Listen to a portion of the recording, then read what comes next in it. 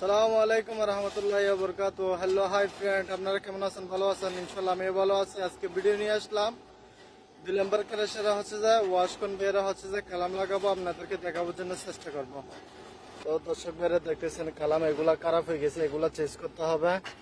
তো যেগুলা খোলা যায় এগুলা খুলতে হবে, যেগুলা হচ্ছে যে নিশানা এটা খোলা যাবে, এটা নিশানা লাগাইতে হবে গ্রাইন্ডার দিয়ে। নিশানা লাগাইলে হচ্ছে যে খোলা যাবে, এগুলো সবগুলো খোলা যাবে। তো আমি কালাম লাগাইতেছি, আপনারা দেখেন।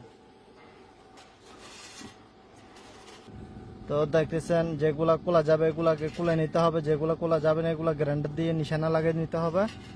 তো কি নাম হোক ওই কালাম এগুলো যদি চেঞ্জ না করলে হচ্ছে যে লোলার সাথে হচ্ছে যে বেজে ভেঙে বেলকে ফেটে ফেলবে।